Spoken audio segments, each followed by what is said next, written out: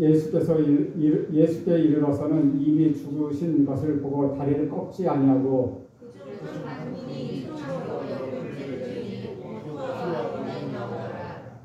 이를 본 자가 증언하였으니 그 증언이 참이라. 그가 자기의 말하는 것이 참인 줄 알고 너희로 믿게 하려 함이니라. 이 일이 일어난 것은 그가 하라고 믿게 하니라. 성경을 금하게 하려 함이라. 또 다른 성경에 그들이 그 찌른 자를 보리라 하였느니라. 두려워 그것을 숨기더니 이 일부에 빌라도에게 예수의 시체를 가져다주며 빌라도가 허락하는지라. 이에 가서 예수의 시체를 가져간다. 일찍이 예수께 밤에 찾아왔던 니고데모도 몰약과 침향 섞은 것을 100리트라쯤 가지고 오니라. 예수의 시체를 가져다가 매일의 전쟁터에서 그 형과 함께 서라고 하셨다. 예수께서 십자가에 못 박히신 곳에 동산이 있고 동산 아래 아직 사람을 장사한 일이 없는 새 무덤이 있는지라. 이날은 유대인의 주일이요 또 무덤이 가까운 거로 예수를 거두어 줍니다. 오늘은 예수님이 무덤에 묻히시는, 즉 예수님의 장례식이 왕의 장례식이었다는 것에 대해서 여러분 말씀드리려고 합니다. 우리 예수님께서 십자가에 숨을 거두기 전에 다 이뤘다고 선언하셨습니다. 그리고 마지막으로 아버지여 내 영혼을 아버지께 맡기나이다. 아버지 내 영혼을 받아 주옵소서라고 말씀하신 후에 운명하셨습니다. 우리 예수님께서 마지막 순간에 몸에서 피와 물을 남김없이 쏟으시며 이 모든 것이 인류의 역사, 인류의 구원의 사역에 내어주셨다는 것입니다. 따라서 지상에서 예수님의 사역은 미완성이 아니라 완성이라는 것이죠. 예수님을 숨을 거두신 후에 무덤에 장사되셨습니다. 곧 예수님께서는 정말로 죽음을 맞이하셨다는 것이죠. 우리 예수님께서 십자가에 달리실 채 잠시 기절한 것도 혼수 상태에 빠진 것도 아니라는 것입니다. 예수님께서 십자가에 진짜로 죽으셨기 때문에 그분의 구원도 진짜라는 것이죠. 제가 예수님의 죽음을 진짜라고 거듭해서 강조하는 이유가 있습니다. 그것은 우리 예수님께서 십자가에 죽으시 않으신 것처럼 우리가 신앙생활을 하고 있기 때문이라는 것이죠. 우리는 하나님을 믿고 있지만 우리들의 사는 모습을 보면 하나님이 없는 것 같다는 것입니다. 개인적으로 걱정하고 염려하는 것은 우리가 입으로 아멘 할렐루야라고 말하지만 실제에서는 하나님을 찾아볼 수 없다는 것입니다. 우리 신앙이 너무나도 무기력하기 때문이라는 것이죠. 이제 우리는 오늘 본문을 통해서 예수님께서 십자가에 못 박혀 정말 죽으셨던 사실을 확실히 깨달아야 합니다. 고린도전서 15장 3절 4절의 법이 이렇게 기록하고 있습니다. 뒤로 넘겨주세요. 네. 내가 받은 것을 먼저 너희에게 전하노니 이는 성령대로 그리스도께서 우리 죄를 위하여 죽으시고 장사 지난 바 되셨다가 성령대로 사흘 만에 다시 살아나사라고 기록하고 있다는 것이죠. 성경의 기록대로 예수님께서 분명히 죽으셨을 뿐만 아니라 무덤에 장사되기까지 하셨다는 것입니다. 그리고 성경의 기록대로 사흘 만에 다시 살아나셨습니다. 아멘. 구원의 비밀은 죽음에 있다는 것이죠. 다시 산다는 것은 죽음을 전제로 한다는 것입니다. 죽음이 있어야 부활이 있다는 것이죠. 그런데 우리 문제는 죽지 않으려 하는 데 있다는 것이죠. 예수님께서 제자들에게 아무든지 나를 따라오려거든 자기를 부인하고 자기 십자가를 지고 나를 쫓으라고 말씀하셨습니다. 우리가 신앙생활을 하면서 덫에 걸리는 이유는 옛사람이 죽지 않은 채 살아가려고 발버둥치고 있기 때문이라는 것이죠. 우리는 죽어야 다시 살아날 수 있습니다. 우리 예수님께서 요한복음 12장 24절에 이렇게 말씀하십니다. 내가 진실로 진실로 너희에게 이르노니 한 알의 밀이 땅에 떨어져 죽지 아니하면 한 알 그대로 있고 죽으면 많은 열매를 맺느니라. 아멘. 내가 죽지 않으면 나 자신은 그대로 있다는 것입니다. 하지만 내가 죽으면 자신은 물론이고 많은 변화를 가져온다고 말씀하고 있다는 것이죠. 우리 구주 예수께서 십자가에 못 박혀 죽으셨기 때문에 인류의 죄를 용서받는 변화가 일어났다는 것이죠. 저와 여러분에게는 저주와 질병과 죽음이 제거되게 되었고 하나님의 자녀로서의 특권이 주어졌다는 것입니다. 오늘 본문 말씀을 통하여 예수께서 십자가에 달리셔서 완전히 죽으셨다는 사실을 여러 관점에서 증명하고 있다는 것이죠. 31절에서 33절까지 말씀 우리 함께 읽겠습니다. 31절에서 33절까지 시작. 이날은 준비일이라 유대인들은 그 안식이 큰 날이므로 그 안식일에 시체들을 십자가에 두지 아니하려 하여 빌라도에게 그들의 다리를 꺾여 시체를 치워달라 하니 군인들이 가서 예수와 함께 못 박힌 첫째 사람과 또 다른 사람의 다리를 꺾고 예수께 이르러서는 이미 죽으신 것을 보고 다리를 꺾지 아니하고 예수께서 십자가에 달리신 날은 준비일입니다. 즉 안식일 전날 그 다음 날은 안식일이었다는 것이죠. 그래서 유대인들은 시체를 십자가에 남겨둔 채 안식을 지내는 것을 원치 않았습니다. 그래서 빌라도에게 가서 시체를 치워달라고 요구합니다. 그런데 시체를 치우려면 죽음이 확인되어야 합니다. 따라서 유대인들은 빌라도에게 허락을 받아 십자가에 달린 죄수들의 다리를 꺾었습니다. 십자가의 처형에서 사람의 다리를 꺾는 이유는 이러한 것입니다. 사람이 십자가에 달리면 심한 고통을 느끼게 되고 결국 죽게 됩니다. 하지만 사람의 건강 상태에 따라서 어떤 사람은 일찍 죽기도 하고 어떤 사람은 많은 시간이 걸리기도 합니다. 그래서 긴 나무 막대기를 갖고 다니면서 죄수들의 정강을 꺾어 최후의 죽음을 맞이하는 것을 확인합니다. 유대인들의 요구대로 군병들이 가서 예수님과 함께 양편에 십자가에 달린 강도들의 다리부터 꺾었습니다. 그러나 군병들이 예수님 다리를 꺾으려 했을 때 이미 예수님께서 죽으신 것을 확인하고 다리를 꺾지 않은 채 그대로 두었다는 것입니다. 이미 죽어있는 사람의 다리를 꺾어 재차 죽음을 확인할 필요가 없었다는 것이죠. 그러면 왜 우리 구주 예수 그리스도께서 일찍이 숨을 거두셨을까요? 이 문제에 대해 많은 법의학자나 전문가들이 연구를 거듭했습니다. 그 결과 예수님께서는 예정 시간보다 훨씬 빨리 숨을 거두셨다는 것이죠. 이에 대해 여러 가지 해석들이 있지만 그 중에 가장 설득력 있고 은혜로운 것은 예수님께서 온 인류의 죄를 담당하셨기 때문에 그 엄청난 고통으로 인하여 일찍이 운명하셨다는 사실입니다. 여기서 우리가 분명히 알고 넘어가야 할 것은 예수님이 다리를 꺾을 필요가 없을 정도로 이미 죽으셨다는 것입니다. 예수님이 다리를 꺾지 않는 이유는 또 있습니다. 출애굽기 12장 46절에 보면은 이렇게 기록하고 있습니다. 뒤로 넘겨주세요. 12장 46절에 보면 한 집에서 먹되 그 고기를 조금도 집 밖으로 내지 말고 뼈도 꺾지 말지며 라고 말씀하고 있습니다. 6월절 어린 양을 먹을 때 뼈를 꺾지 말고 먹으라는 것입니다. 또 민수기 9장 12절에도 이렇게 기록하고 있습니다. 아침까지 그것을 조금 더 남겨두지 말며 그 뼈를 하나도 꺾지 말아서 6월절 모든 율례대로 지킬 것이니라 라고 기록하고 있다는 것이죠. 6월절에 사용할 어린 양을 잡을 때는 그 뼈를 꺾지 않습니다. 우리 예수님께서는 6월절에 어린 양이 되셨고 온 인류의 죄를 짊어지는 하나님의 어린 양이 되셨기 때문입니다. 아멘. 따라서 군병들이 십자가에 이미 죽으신 예수님의 뼈를 꺾지 않는 것은 성령의 말씀을 이루려 하는 것이었습니다. 아멘. 34절에 보니 이렇게 기록합니다. 그들 중 한 군인이 참으로 옆구리를 찌르니 곧 피와 물이 나오더라. 죽음을 확인하는 다른 방법은 참으로 옆구리를 찌르는 것입니다. 옆구리라고 하면 범위가 참으로 넓은데 많은 사람들의 연구에 의하면 아마 이것은 심장이었을 것이라고 이야기합니다. 이른바 심장을 찌름으로 인하여 확인 사살을 했다는 것이죠. 성경에 예수의 옆구리를 찌르자 피와 물이 나오더라고 기록하고 있습니다. 전통적인 해석에 따르면 피와 물이 나오더라라고 기록하고 있는데 이것은 피는 성찬을 의미하는 것이요 물은 세례를 의미하는 것입니다. 이는 은유적인 표현으로 일리가 있는 말입니다. 예수께서 온 인류를 구원하시기 위하여 십자가의 고통을 감당하시고 몸에서 피와 물을 모두 쏟으신 채 예상 시간보다 훨씬 일찍 숨을 거두신 것입니다.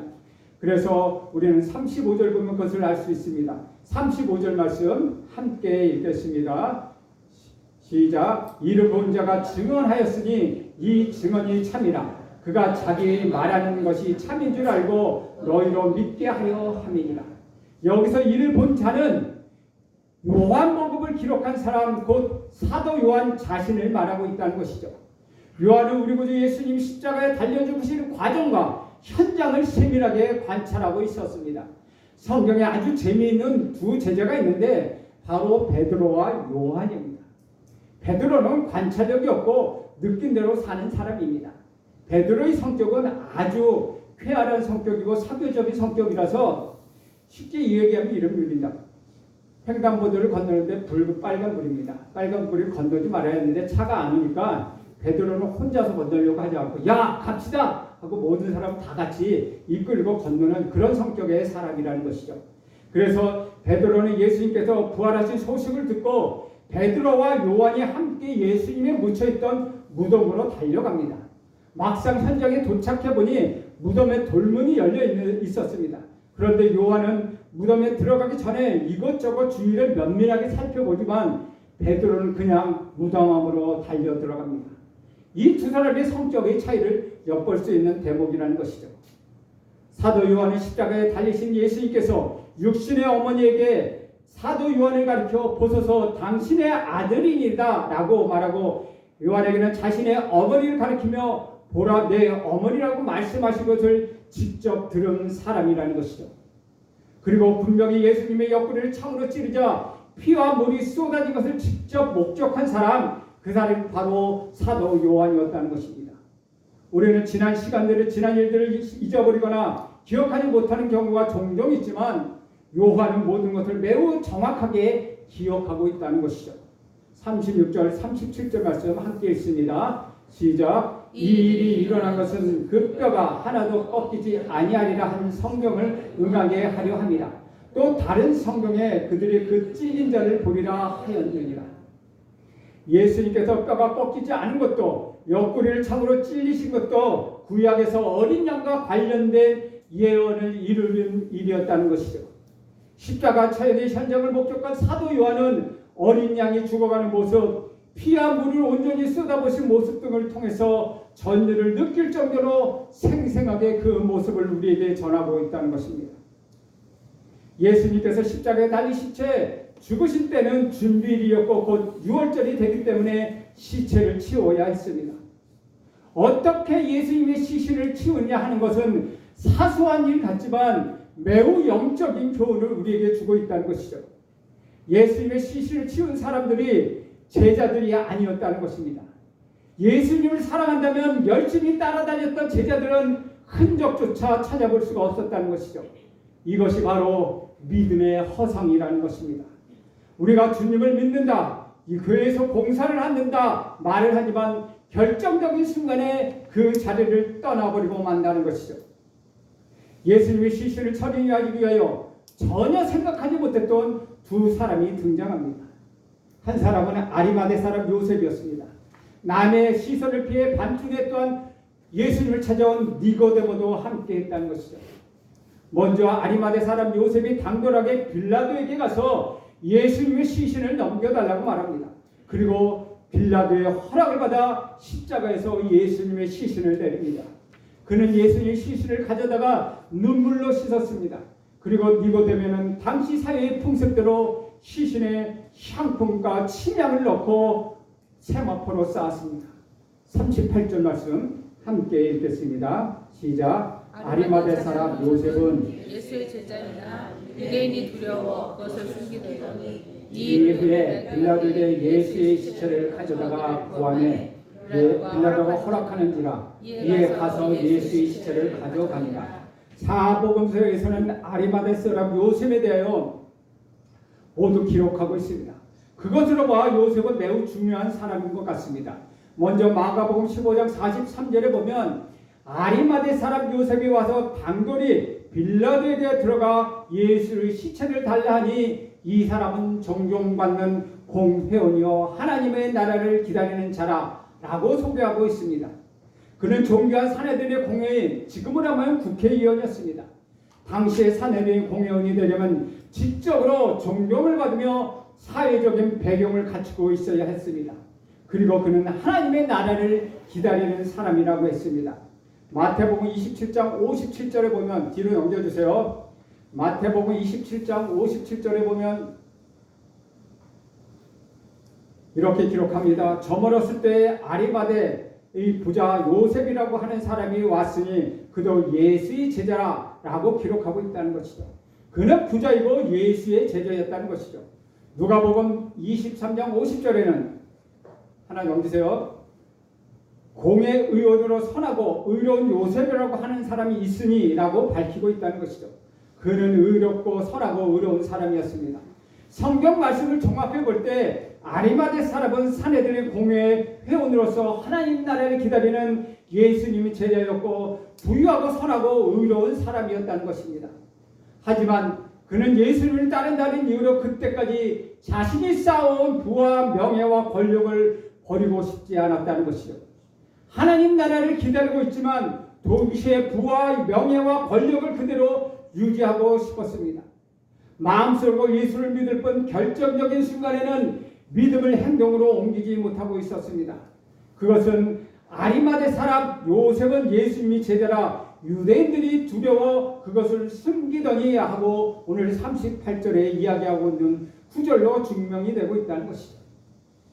그러나 아리마대 사람 요셉은 예수님께서 재판을 받고 십자가의 처형을 당하시는 모습을 보면서 그의 마음에 바뀌었다는 것입니다.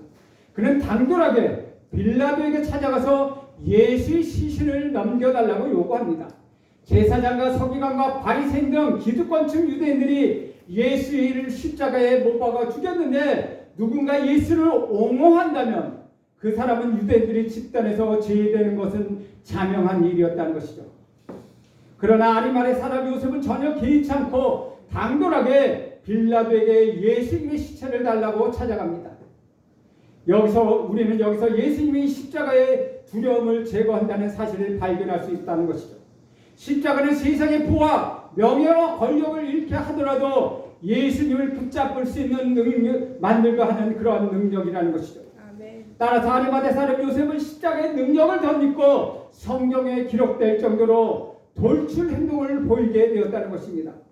이것은 매우 감동적인 일이었다는 것이죠. 우리는 예수를 믿지 않는 것이 아니라 다만 하나님을 믿는다고 말할 용기가 없을 뿐이라는 것이죠. 우리는 성령을 부인하는 것이 아니라 다만 성령의 능력을 제한하고 있을 뿐이라는 것입니다. 아리마대 사람 요셉도 처음에는 그랬습니다. 하지만 그는 자신의 믿음과 행동을 일치시켰습니다. 예수님의 십자가 처형 사건은 그의 인생을 송두리째 바꿔버린 것입니다. 또 한 사람 니고데모가 있습니다. 그는 사내들의 공회였고 지성인으로서 유대 상류층의 사회의 일원이었다는 것이죠. 그는 사람들의 시선을 의식해 낮이 아닌 밤에 우리 예수님을 찾아온 전력이 있습니다.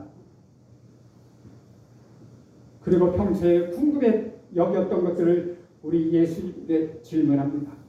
어떻게 하면 구원을 얻을 수 있고 하나님 나라를 볼 수 있느냐고 그는 예수님께 물었습니다. 그때 예수님께는 물과 성령으로 거듭나지 않으면 하나님 나라를 볼 수 없다고 말씀해 주셨습니다.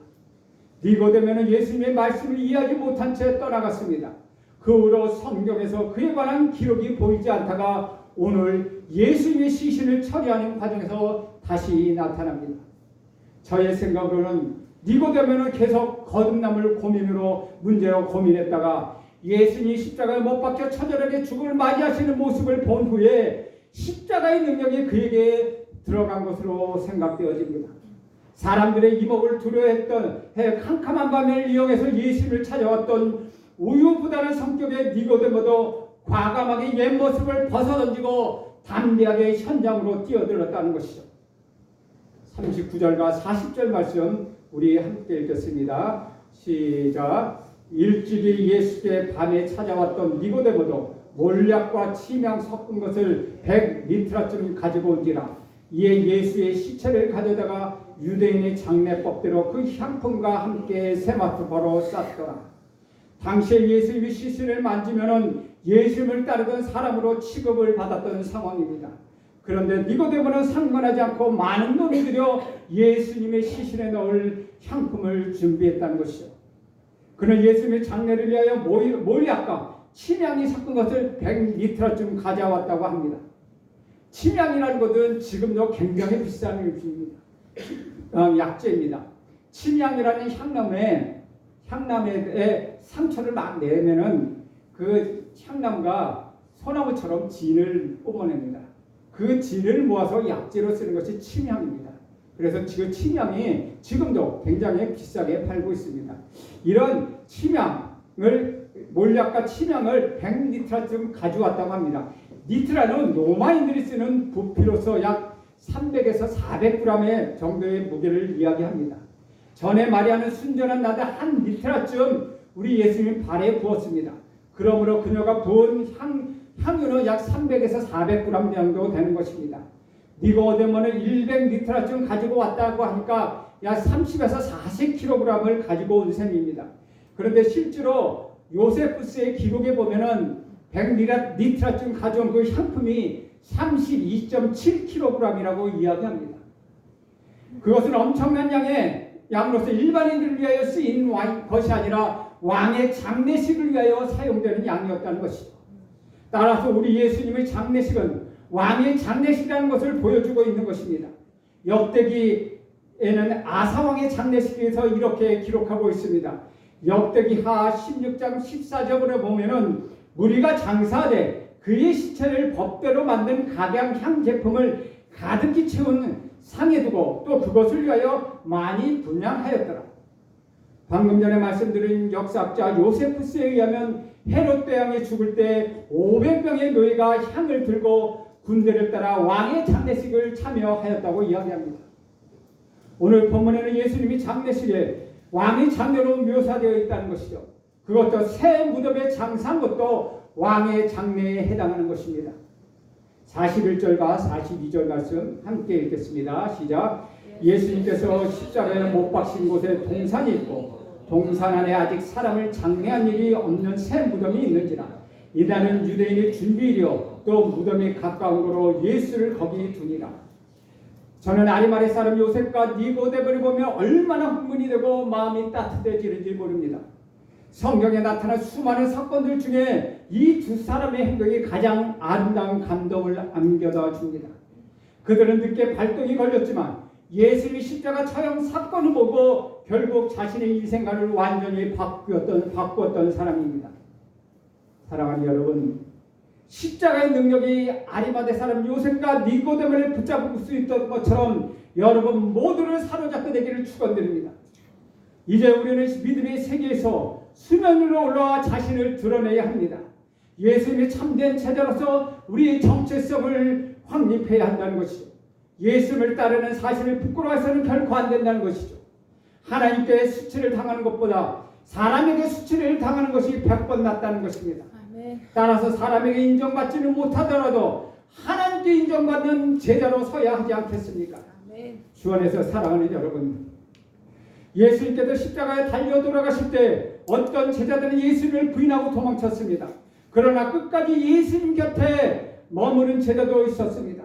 아리마대 사람 요셉과 니고데모처럼 예수님을 십자가에 죽은 가운데 오히려 믿음이 더 확실하게 나타난 자도 있었다는 것입니다.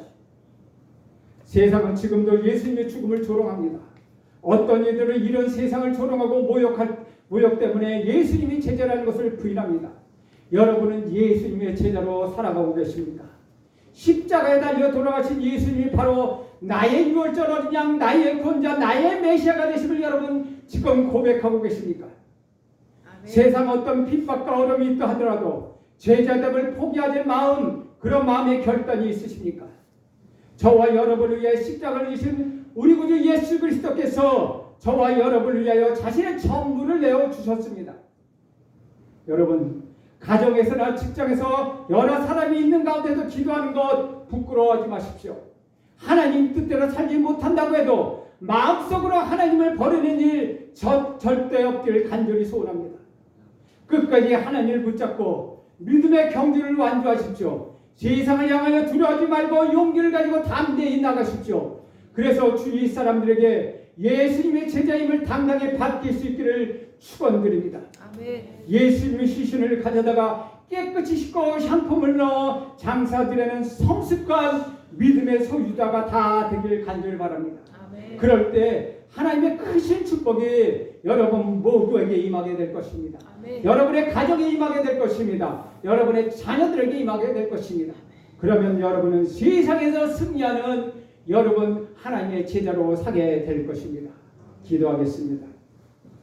하나님 아버지, 아리마대 사람 요셉과 니고데모처럼 살게 하옵소서. 아멘. 십자가의 능력으로 인해 우리 믿음이 거듭나고 새롭게 하옵소서. 아멘. 예수님의 이름으로 기도합니다. 아멘.